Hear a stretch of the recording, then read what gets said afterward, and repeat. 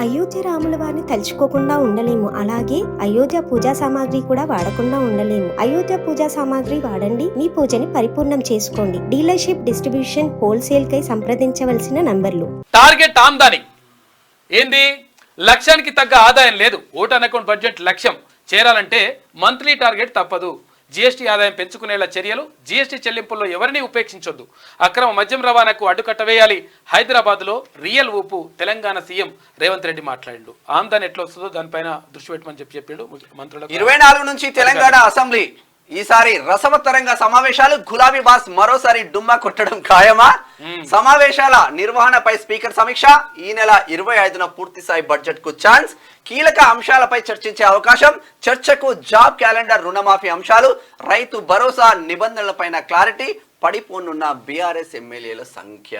కథం.